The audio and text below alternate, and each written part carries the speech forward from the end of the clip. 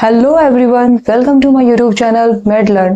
तो स्टूडेंट्स, आज हम फार्माकोकाइनेटिक्स टॉपिक्स को ही आगे कंटिन्यू करेंगे। तो लास्ट वीडियो में हमने ड्रग एब्जॉर्प्शन और ड्रग डिस्ट्रीब्यूशन के बारे में काफ़ी डिटेल में देखा था। ओके, अगर आपने अभी तक वो वीडियो नहीं देखी हो तो प्लीज़ जाके देखिएगा, तभी आपको आज की वीडियो काफ़ी अच्छे से समझ में आएगी। ओके, तो आज हम नेक्स्ट टॉपिक स्टार्ट करने जा रहे हैं, डेट इज ड्रग मेटाबॉलिज्म। तो इसको भी हम काफ़ी डिटेल में देखने वाले हैं। तो लेट्स स्टार्ट ड्रग मेटाबॉलिज्म है ड्रग मेटाबॉलिज्म। ओके, तो ड्रग मेटाबॉलिज्म तो आपको पता चल रहा होगा टर्म से ही कि अब हमने क्या किया। सबसे पहले ड्रग को अगर हमने इनटेक किया तो वो ड्रग कहाँ पे आ रहा है, ब्लड सर्कुलेशन में आ रहा है। ठीक है, ब्लड सर्कुलेशन में आ रहा था। अब वहां से वो हमारे बॉडी के अलग अलग टिश्यूज, अलग अलग सेल्स तक डिस्ट्रीब्यूट हो रहा था। अब वो ड्रग जो है वो हमारे बॉडी के अलग अलग टिश्यू, अलग अलग सेल्स, ऑर्गन्स तक पहुंच गया। अब वहां पे क्या हो रहा है कि ड्रग का मेटाबॉलिज्म हो रहा है, जो कि बहुत ज्यादा इंपॉर्टेंट है। तो ड्रग मेटाबॉलिज्म को हम बायो ट्रांसफॉर्मेशन भी कहते हैं। मतलब बायो ट्रांसफॉर्मेशन की ये हमारे बॉडी के अंदर एक फॉर्म से दूसरे फॉर्म में ट्रांसफर हो रही है। ठीक है, इसलिए इसको बायो ट्रांसफॉर्मेशन भी कहा गया है। तो इसका क्या डेफिनेशन होता है कि केमिकल अल्टरेशन ऑफ ड्रग, यानी कि ड्रग मेटाबॉलिज्म क्या होता है कि जो भी ड्रग हम ले रहे हैं या जिस भी ड्रग का मेटाबॉलिज्म हो रहा है, ठीक है, तो उस ड्रग का जो केमिकल नेचर या केमिकल प्रॉपर्टीज होती है, उसका जो केमिकल स्ट्रक्चर होता है वही चेंज हो जाता है, उसमें कुछ चेंजेस आ जाते हैं। ठीक है, तो मतलब इसमें इसकी वजह से क्या होता है कि जो ड्रग का केमिकल नेचर या उसका केमिकल स्ट्रक्चर चेंज होने की वजह से वो ड्रग एक फॉर्म से दूसरे फॉर्म में कन्वर्ट हो जाता है। मतलब एक कंप्लीट न्यू मॉलिक्यूल ही फॉर्म हो जाता है ड्रग मेटाबॉलिज्म की वजह से। ठीक है, that is chemical alteration of drug को ही हम क्या बोलते हैं, ड्रग मेटाबॉलिज्म बोलते हैं। तो यहाँ पे क्या होता है कि सिर्फ lipid soluble, only lipophilic drug, यानी कि जो लिपिड सॉल्युबल ड्रग्स होते हैं या फिर जो ड्रग्स अनआयोनाइज्ड फॉर्म में प्रेजेंट होते हैं, सिर्फ उन्हीं ड्रग्स का मेटाबॉलिज्म हो सकता है। ठीक है, जो हाइड्रोफिलिक ड्रग्स होते हैं, वाटर लविंग ड्रग्स होते हैं, उन ड्रग्स का मेटाबॉलिज्म नहीं होता, वो एज इट इज यूरिन या बाइल के थ्रू एक्सक्रेट आउट हो जाते हैं। ठीक है, मेटाबॉलिज्म की वजह से क्या क्या होता है या फिर ड्रग मेटाबॉलिज्म होना क्यों जरूरी होता है। ठीक है, तो ड्रग मेटाबॉलिज्म की वजह से जो एक्टिव ड्रग होते हैं वो किस में कन्वर्ट हो जाते हैं, इनएक्टिव फॉर्म में। क्योंकि कभी कभी ऐसा होता है कि एक्टिव फॉर्म में अगर ड्रग हमारे बॉडी में ज्यादा है तो उसकी वजह से ड्रग टॉक्सिसिटी हो सकती है। तो इसलिए मतलब ड्रग मेटाबॉलिज्म होता है ताकि वो ड्रग जो है वो इनएक्टिव फॉर्म में कन्वर्ट हो जाए और उस ड्रग की टॉक्सिसिटी नहीं हो। ठीक है, दूसरा है कि active metabolite from active drug, यानी कि अगर कोई एक्टिव ड्रग है तो उसी से एक्टिव मतलब और ज्यादा एक्टिव हो जाना। ठीक है, मतलब ड्रग मेटाबॉलिज्म क्यों होता है, ताकि एक्टिव ड्रग से और ज्यादा वो एक्टिव फॉर्म में कन्वर्ट हो जाए। ओके, नेक्स्ट है एक्टिवेशन ऑफ इनएक्टिव ड्रग, यानी कि अगर कोई ड्रग इनएक्टिव फॉर्म में होती है, लाइक प्रोड्रग। प्रोड्रग क्या होता है, प्रोड्रग जो होती है वो इनएक्टिव फॉर्म में ही तो होती है। मतलब कोई भी ड्रग का इनएक्टिव फॉर्म होता है जो मेटाबॉलिज्म होने के बाद एक्टिव फॉर्म में कन्वर्ट हो जाता है। यानी कि जब हमारे बॉडी में मतलब काफी सारे कुछ ऐसे ड्रग्स होते हैं जिसे इनएक्टिव फॉर्म में लिया जाता है, प्रोड्रग के फॉर्म में लिया जाता है, लेकिन जब हमारे बॉडी में उसकी नीड होती है, उसकी जरूरत होती है, तो वो एक्टिव फॉर्म में कन्वर्ट हो जाता है। तो ये ड्रग मेटाबॉलिज्म की वजह से ही हो रहा है। नेक्स्ट कि लाइपोफिलिक ड्रग्स जो है वो हाइड्रोफिलिक ड्रग्स में कन्वर्ट होती है ड्रग मेटाबॉलिज्म की वजह से, क्योंकि लाइपोफिलिक ड्रग्स का ही मेटाबॉलिज्म होता है, हाइड्रोफिलिक ड्रग्स का मेटाबॉलिज्म हो ही नहीं सकता। लेकिन हमारे बॉडी से अगर हम कोई ड्रग इनटेक कर रहे हैं तो वो जितना हमारे बॉडी को उसकी जरूरत है वो तो उसको ले लेगा। लेकिन कोई भी चीज अगर हम खाते हैं, चाहे वो ड्रग हो, कोई भी खाना हो, कुछ भी खाते हैं, तो वो कोई भी चीज अगर हम खा रहे हैं तो उसका बॉडी से एक्सक्रेट आउट होना, एलिमिनेट होना भी बहुत जरूरी होता है। ठीक है, बहुत जरूरी होता है। तो ड्रग का एलिमिनेट होने के लिए, किसी भी ड्रग्स को एलिमिनेट होने के लिए, एक्सक्रेट आउट होने के लिए उसका हाइड्रोफिलिक नेचर का होना बहुत जरूरी होता है। क्योंकि कोई भी ड्रग यूरिन के थ्रू या बाइल के थ्रू ही तो एक्सक्रेट आउट होगा, तो उसके लिए उसका हाइड्रोफिलिक नेचर का होना बहुत जरूरी होता है, उसकी पोलैरिटी इंक्रीज होनी बहुत जरूरी होती है। तो ये ड्रग मेटाबॉलिज्म की वजह से ही होता है कि जो लाइपोफिलिक ड्रग्स होता है वो मेटाबॉलिज्ड होकर हाइड्रोफिलिक ड्रग्स में कन्वर्ट हो जाता है और उसकी पोलैरिटी जो होती है वो इंक्रीज हो जाती है और वो इजिली हमारे बॉडी के थ्रू एक्सक्रेट आउट हो जाता है। ठीक है, तो ड्रग मेटाबॉलिज्म में क्या होता है कि इसमें दो रिएक्शंस होते हैं, दो तरह के रिएक्शंस होते हैं ड्रग मेटाबॉलिज्म के अंदर। एक होता है फेज 1 रिएक्शन और एक होता है फेज 2 रिएक्शन। उन दोनों के बारे में भी हम काफी डिटेल में देखेंगे। क्लियर होते हैं, एक होता है फेज 1 रिएक्शन एंड दूसरा होता है फेज 2 रिएक्शन। ओके, तो फेज 1 रिएक्शन को हम नॉन सिंथेटिक रिएक्शन भी कहते हैं और फेज 2 रिएक्शन को हम सिंथेटिक या फिर कॉन्जुगेशन रिएक्शन भी कहते हैं। तो फेज 1 रिएक्शन में जो मेटाबॉलिज्म होके जो प्रोडक्ट हमें मिलता है वो होता है मेटाबॉलिट ए। ओके, मतलब फेज 1 का मेटाबॉलिट होगा, उसको हम मेटाबॉलिट कहते हैं। मेटाबॉलिट वो कंपाउंड या वो सब्सटेंस होता है जो मतलब मेटाबॉलिज्म होने के बाद जो हमें ऑब्टेंड होता है, उसको बोलते हैं मेटाबॉलिट। ओके, तो फेज 1 रिएक्शन में क्या क्या होगा? ऑक्सीडेशन होगा, रिडक्शन होगा, हाइड्रोलिसिस होगा, साइक्लाइजेशन मतलब कि साइकिल का फॉर्मेशन, और डीसाइक्लाइजेशन मतलब कि साइकिल से वापस स्ट्रेट चेन में कन्वर्ट हो जाना। तो ये सारे रिएक्शंस किस में होते हैं? फेज 1 रिएक्शन में होते हैं। और ये हम क्यों करा रहे हैं? ताकि जो लाइपोफिलिक नेचर का ड्रग है वो किस में कन्वर्ट हो जाए? हाइड्रोफिलिक में कन्वर्ट हो जाए और उसकी पोलैरिटी इंक्रीज हो जाए, ताकि वो हमारे बॉडी से एक्सक्रेट आउट ईजिली हो पाए। लेकिन यहाँ पे क्या हो रहा है कि कभी कभी ऐसा होता है कि फेज 1 रिएक्शन से भी कुछ मेटाबॉलिट्स जो है वो हाइड्रोफिलिक नेचर में कन्वर्ट नहीं हो पाते, मतलब वो पूरी तरह से हाइड्रोफिलिक नहीं हो पाते, पूरी तरह से उनकी पोलैरिटी जो है वो उतनी ज़्यादा इंक्रीज नहीं हो पाती है ताकि वो इजीली एक्सक्रेट आउट हो पाए। तो उसके लिए मतलब उसमें क्या होगा कि उसी मेटाबॉलिट का फेज 2 रिएक्शन होने लगता है। ठीक है, वही मेटाबॉलिट कहाँ आ जाते हैं? फेज 2 रिएक्शन में आ जाते हैं।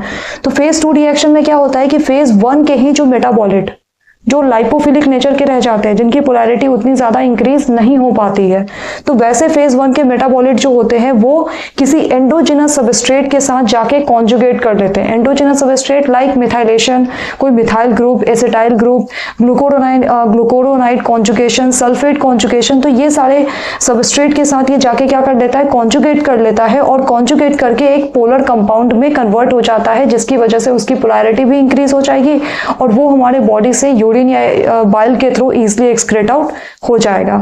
ठीक है, तो ये होता है phase 1 reaction and phase 2 reaction. Simple सा, क्लियर?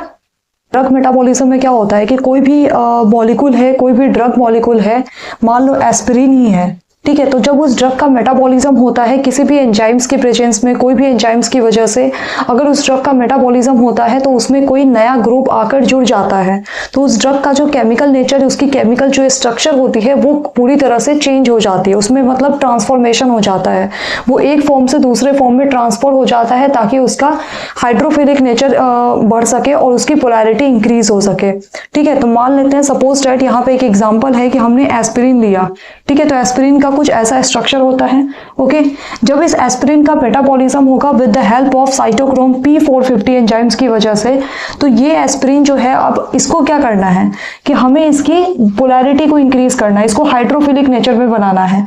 तो हम यहाँ पे वाटर को ऐड करेंगे, तो यहाँ पे क्या होगा कि यहाँ पे सब कुछ तो सेम रहेगा, यहाँ पे हमने वाटर ऐड किया तो यहाँ पे क्या हो जाएगा? OH हो जाएगा, मतलब कि एक नया ग्रुप आके जुड़ गया। ठीक है, और तो क्या हो गया, ये पहले एस्पिरिन था और जब कोई ग्रुप आकर, कोई सबस्ट्रेट आकर इससे कॉन्जुगेट किया तो ये एक कंप्लीटली न्यू मॉलिक्यूल फॉर्म हो गया, दैट इज सैलिसिलिक एसिड। ठीक है, तो इस तरह से ड्रग मेटाबॉलिज्म होने की वजह से वो एक फॉर्म से दूसरे फॉर्म में कन्वर्ट होता है ताकि उसकी पोलैरिटी इंक्रीज हो सके, ताकि वो एक्टिव फॉर्म में कन्वर्ट हो सके, या फिर इनएक्टिव भी होता है, ऐसा नहीं है सिर्फ एक्टिव ही होता है।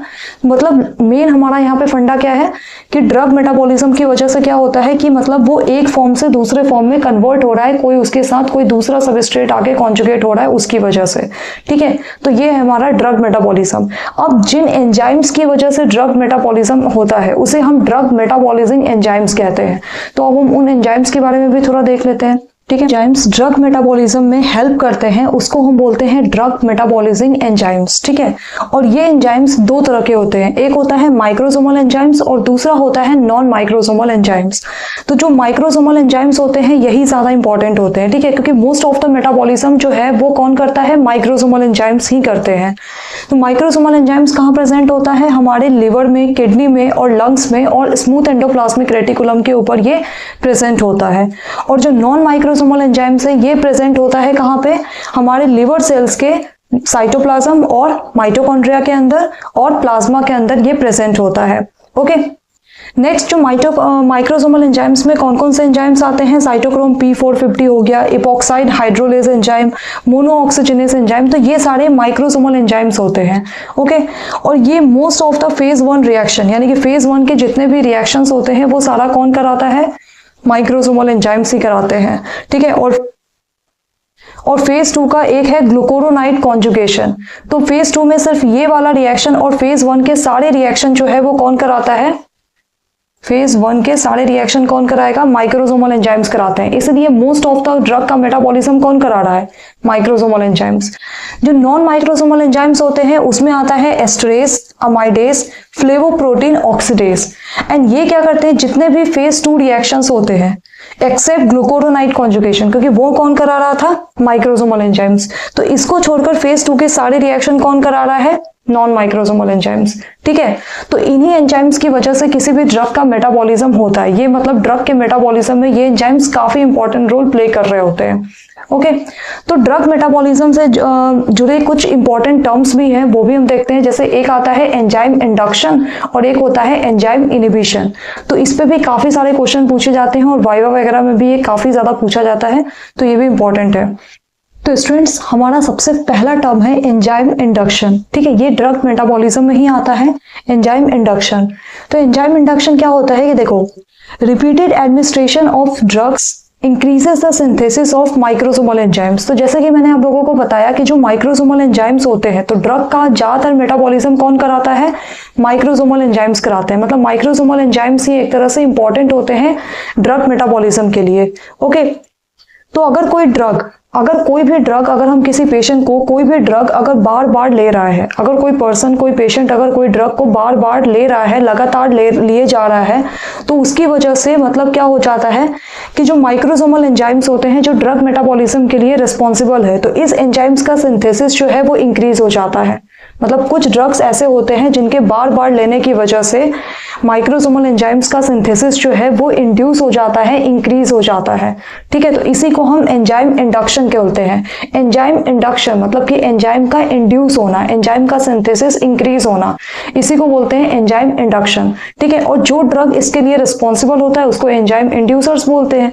तो कौन कौन से एंजाइम इंड्यूसर्स होंगे? जैसे रिफेम्पिसिन हो गया, बार्बिटूरेट्स हो गया, फेनाइटोइन हो गया, मतलब कई सारे ऐसे ड्रग्स होते हैं जो एंजाइम इंडक्शन का काम करते हैं।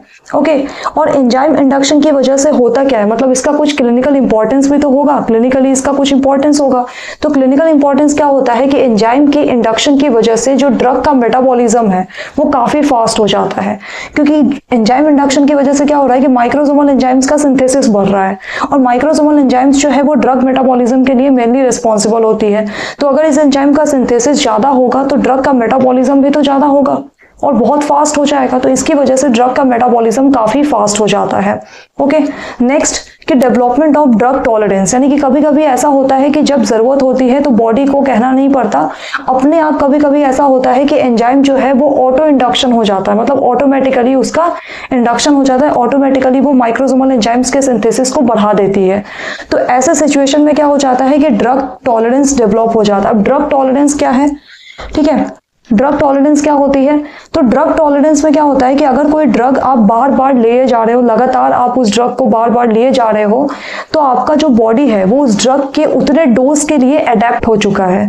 ठीक है, अगर आप कोई ड्रग बार बार ले रहे हो तो उस डोज के लिए उस डोज के लिए आपका बॉडी जो है वो उतने डोज पे अडेप्ट हो चुका है।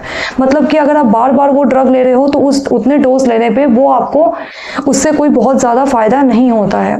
तो हमें उस कंडीशन में क्या करना पड़ता है कि उस ड्रग का डोज हमें बढ़ाना पड़ता है। हमें उस ड्रग का डिजायर्ड इफेक्ट, हमें उस ड्रग का जो भी एक्शन चाहिए, जो भी इफेक्ट चाहिए, उसके लिए हमें उस ड्रग का डोज बढ़ाना पड़ता है।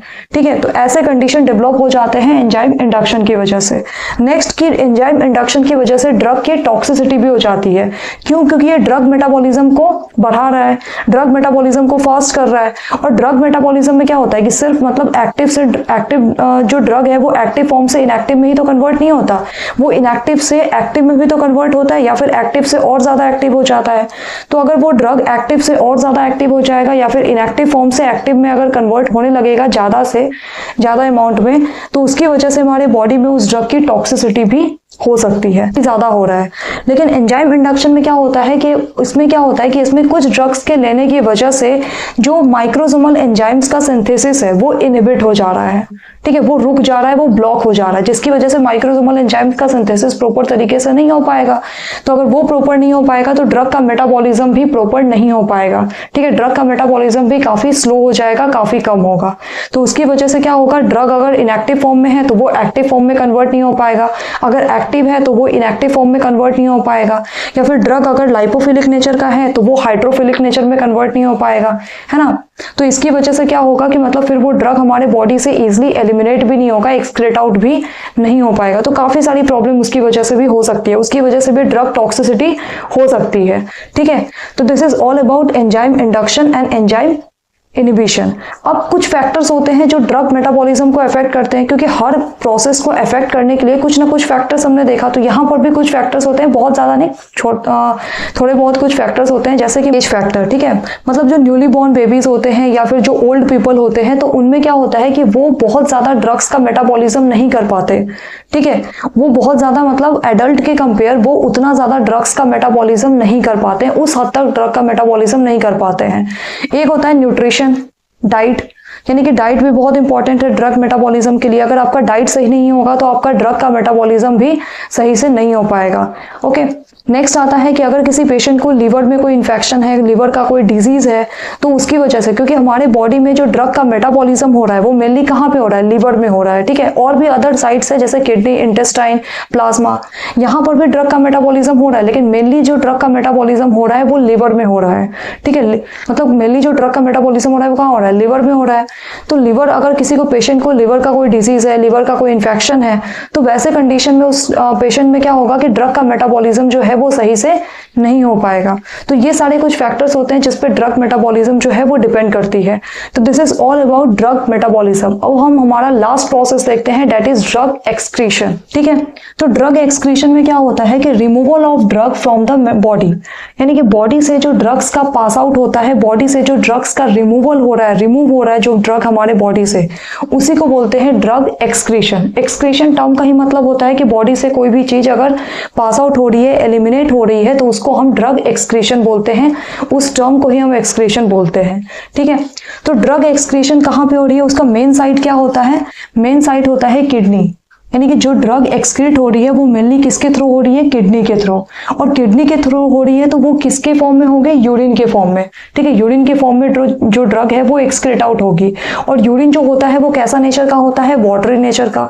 तो ऑफकोर्स इसको कैसा फॉर्म में ड्रग चाहिए होगा, हाइड्रोफिलिक नेचर में चाहिए होगा, ताकि वो उसकी पोलैरिटी इंक्रीज हो, उसकी पोलैरिटी हाई हो, ताकि वो इजिली यूरिन के थ्रू पास आउट हो सके, ठीक है। तो मेनली तो वो किडनी के थ्रू एक्सक्रीट आउट होता है। तो अगर कोई ड्रग किडनी के थ्रू एक्सक्रीट आउट हो रही है तो उसमें 3 प्रोसेस होते हैं, ठीक है। कोई भी चीज, कोई सिर्फ ड्रग ही नहीं, कोई भी चीज अगर किडनी के थ्रू एलिमिनेट हो रही है, किडनी के थ्रू अगर एक्सक्रीट आउट हो रही है, तो उसमें मेनली 3 प्रोसेस होते हैं। सबसे पहला होता है ग्लोमेरुलर फिल्ट्रेशन, ठीक है। ग्लोमेरुलर फिल्ट्रेशन की कोई भी ड्रग है तो वो सबसे पहले क्या होगी, ग्लोमेरुलस के थ्रू फिल्टर आउट होती है। तो स्पेशली जितने भी जो नॉन प्रोटीन बाउंड ड्रग्स होते हैं, ठीक है, मतलब जो ड्रग्स प्लाज्मा प्रोटीन से बाउंड नहीं करते हैं, ठीक है, जो ड्रग्स प्लाज्मा प्रोटीन से बाउंड नहीं करते हैं, मतलब कि वो फ्री फॉर्म में होते हैं, एक्टिव फॉर्म में होते हैं, तो मेनली वही ड्रग्स ग्लोमेरुलस के थ्रू फिल्टर आउट होते हैं, ठीक है। और जिन ड्रग्स का पार्टिकल साइज जितना छोटा होगा, जो ड्रग जितना छोटा होगा उसका फिल्ट्रेशन उतना अच्छे से होगा। मतलब ऑफकोर्स जाहिर सी बात है कि जिस पार्टिकल का साइज जितना छोटा होता है वो उतनी अच्छे से और उतनी जल्दी फिल्टर आउट होता है। तो ये चीजें हैं, तो ये होता है ग्लोमेरुलर फिल्ट्रेशन में। उसके बाद ट्यूबुलर रीएब्जॉर्प्शन होगा। रीएब्जॉर्प्शन में क्या होता है कि एक बात हमेशा ध्यान रखना कि ड्रग एक्सक्रीशन में क्या होता है कि जो भी ड्रग्स हाइड्रोफिलिक नेचर के होते हैं, ठीक है, मतलब जिन ड्रग्स की पोलैरिटी हाई होती है, जो हाइड्रोफिलिक नेचर के ड्रग्स होते हैं, या फिर जो ड्रग्स आयोनाइज्ड फॉर्म में होते हैं, सिर्फ उन्हीं ड्रग्स का एक्सक्रीशन होता है, ठीक है। और जो ड्रग्स अनआयोनाइज्ड फॉर्म में होते हैं उनका एक्सक्रीशन नहीं होता, वो बॉडी से एक्सक्रीट आउट नहीं होते। क्यों? क्योंकि जो ड्रग्स अनआयोनाइज्ड फॉर्म में होगा वो ड्रग तो अच्छे से मेटाबॉलिज्ड हो गया, अच्छे से एब्जॉर्ब हो गया, तो उसका एक्सक्रीशन जो है वो नहीं हो पाता है, ठीक है, वो हमारे बॉडी से एक्सक्रीट आउट नहीं हो पाते हैं। तो बॉडी से एक्सक्रीट आउट होने के लिए ड्रग्स को कैसा होना पड़ेगा, हाइड्रोफिलिक नेचर का होना होगा और आयोनाइज्ड फॉर्म में होना होगा, ठीक है। तो जो देखो क्या होता है कि जो स्ट्रांगली एसिडिक और बेसिक ड्रग्स होते हैं, ठीक है, जो स्ट्रांगली एसिडिक और स्ट्रांगली बेसिक ड्रग्स होते हैं, तो यूरिन का पीएच चाहे कुछ भी हो, यूरिन चाहे एसिडिक हो या फिर बेसिक हो, कैसा भी यूरिन का पीएच हो, ठीक है, किसी भी पीएच पे जो स्ट्रांगली एसिडिक और बेसिक ड्रग्स होते हैं वो आयोनाइज्ड फॉर्म में ही रहते हैं। और अगर वो आयोनाइज्ड फॉर्म में होंगे तो वो यूरिन के थ्रू इजिली एक्सक्रेट आउट हो जाएंगे। लेकिन अगर मान लो कि अगर एसिडिक यूरिन है, ठीक है, यूरिन का पीएच अगर एसिडिक है और उसमें अगर वीकली एसिडिक ड्रग्स होते हैं, अगर उसमें वीकली एसिडिक ड्रग्स प्रेजेंट होगा तो वो मेनली अनआयोनाइज्ड फॉर्म में होगा। अगर एसिडिक यूरिन में ही अगर वीकली एसिडिक ड्रग्स होते हैं तो वो मेनली अनआयोनाइज्ड फॉर्म में होते हैं। अगर वो अनआयोनाइज्ड फॉर्म में होगा तो वो वापस से रीएब्जॉर्ब होकर ब्लड सर्कुलेशन में चला जाएगा और उसका एक्सक्रीशन नहीं हो पाएगा। तो हमें वहां पे यूरिन को कैसा बनाना पड़ता है, एल्कलाइन बनाना पड़ता है by sodium carbonate, sodium bicarbonate की मदद से, ठीक है। उसी तरह से अगर मान लो बेसिक ड्रग्स है, एल्कलाइन यूरिन है, ठीक है, अगर यूरिन एल्कलाइन होता है और उसमें अगर वीकली बेसिक ड्रग्स प्रेजेंट होते हैं लाइक मॉर्फिन वगैरह, तो वो भी कैसा होगा, अनआयोनाइज्ड फॉर्म में होगा, तो वो भी रीएब्जॉर्ब हो जाएगा और उसका भी एक्सक्रीशन नहीं हो पाएगा। तो वहां पे हमें यूरिन को कैसा बनाना होता है, एल्कलाइन से एसिडिक नेचर का बनाना होता है ताकि वो इजिली एक्सक्रेट आउट हो सके। तो यूरिन को एल्कलाइन से एसिडिक बनाने के लिए हम उसमें अमोनियम क्लोराइड को ऐड करते हैं। तो इस तरह से ये प्रोसेस होता है ट्यूबुलर रीएब्जॉर्प्शन में। अब ट्यूबुलर सिक्रेशन में क्या होता है कि ये एक कैरियर मेडिएटेड एक्टिव ट्रांसपोर्ट होता है जो कि ड्रग्स के एक्सक्रीशन में हेल्प कर रहा होता है। तो ये था किडनी कि अगर किडनी के थ्रू कोई ड्रग एब्जॉर्ब हो, किडनी के थ्रू अगर कोई ड्रग का एक्सक्रीशन होता है तो उसमें मेनली 3 प्रोसेस होते हैं, glomerular filtration, tubular reabsorption and tubular secretion. Okay, next आता है फीशियस। फीशियस मतलब कि क्या होता है कि जो भी ड्रग्स हमारे जीआईटी के थ्रू कंप्लीटली एब्जॉर्ब नहीं हो पाते, ठीक है, कुछ ड्रग्स ऐसे होते हैं जो हमारे जीआईटी के थ्रू कंप्लीटली एब्जॉर्ब नहीं हो पाते हैं, तो ऐसे ड्रग्स जो होते हैं वो फीसेस के फॉर्म में उसके थ्रू एक्सक्रेट आउट हो जाते हैं हमारे बॉडी से, ठीक है। नेक्स्ट आता है सलाइवा एंड स्वेट, यानी कि सलाइवा में क्या होते हैं, कुछ ड्रग्स लाइक पोटेशियम आयोडाइड हो गया, मेट्रोनिडाजोल हो गया, तो ये सारे कुछ ऐसे ड्रग्स होते हैं जो सलाइवा के थ्रू एक्सक्रेट आउट होते हैं, ठीक है, सलाइवा के फॉर्म में। और कुछ ड्रग्स होते हैं लाइक जो हेवी मेटल्स होते हैं, आर्सेनिक, मरकरी वगैरह, तो वो स्वेट के फॉर्म में हमारे स्किन के थ्रू एक्सक्रेट आउट होते हैं। नेक्स्ट आता है बाइल, मतलब कुछ ड्रग्स ऐसे होते हैं जो हमारे इंटेस्टाइन में आने के बाद वापस से रीएब्जॉर्ब होकर कहाँ चले जाते हैं, लिवर में, और फिर लिवर में उनका मेटाबॉलिज्म होता है, फिर वहां से वो बाइल के थ्रू एक्सक्रेट आउट होते हैं। उसके बाद लंग्स कि मतलब जो जनरल एनेस्थेसिया वाले जो ड्रग्स होते हैं, तो ये सारे ड्रग्स जो होते हैं ये लंग्स के थ्रू ही एक्सक्रेट आउट होते हैं, क्योंकि इसमें हम क्या कर रहे हैं, उसको इनहेल कर रहे हैं, ईथर वगैरह है तो उसको इनहेल कर रहे हैं। तो कोई भी ड्रग अगर हम इनहेल कर रहे हैं तो वो हमारे लंग्स के थ्रू एक्सक्रेट आउट होगा, ठीक है। नेक्स्ट आता है मिल्क। मिल्क में क्या हो रहा है कि जैसे अगर मान लो कोई भी लैक्टेटिंग मदर है, तो लैक्टेटिंग मदर अगर कोई ड्रग्स ले रही है तो वो ड्रग्स उसके मिल्क में भी तो अपीयर होगा, तो वो उसके मिल्क के थ्रू फिटस में जाता है, तो वो ड्रग्स फिटस को नुकसान भी पहुंचा सकता है, और नुकसान मतलब उसको इफेक्ट भी कर सकता है और नहीं भी कर सकता है। जरूरी नहीं है कि हर केस में उसको इफेक्ट करेगा ही, किसी किसी केस में वो उसके लिए बेनिफिशियल भी हो सकता है, ठीक है। तो ये था हमारा ड्रग एक्सक्रीशन की, मतलब ड्रग एक्सक्रीशन क्या होता है, कहाँ पे हो रहा है और किन किन साइड से कैसे हो रहा है, किस फॉर्म में हो रहा है ड्रग का excretion. This is all about pharmacokinetics. Okay, तो फार्माकोकाइनेटिक्स में हमने फार्माकोकाइनेटिक्स के बारे में देखा कि फार्माकोकाइनेटिक्स क्या होता है और उसमें क्या क्या हो रहा है, ठीक है। उसके चारों प्रोसेस के बारे में भी हमने काफी डिटेल में देखा। तो उम्मीद करती हूँ कि आपको ये सब कुछ बहुत अच्छे से क्लियर हुआ होगा। अगर आपको इस टॉपिक में कोई भी डाउट आता है तो आप मुझे कमेंट सेक्शन में लिख के बता सकते हैं, या फिर आप मेरे टेलीग्राम ग्रुप को भी ज्वाइन करके वहां पर भी आप कमेंट कर सकते हैं। तो स्टूडेंट्स, आज के लिए बस इतना ही। मिलते हैं नेक्स्ट वीडियो में, जहां पे हम फार्माकोकाइनेटिक्स के कुछ इंपॉर्टेंट पैरामीटर्स देखेंगे और फार्माकोडायनेमिक्स के बारे में देखेंगे। ओके, तो मिलते हैं नेक्स्ट वीडियो में। Thank you.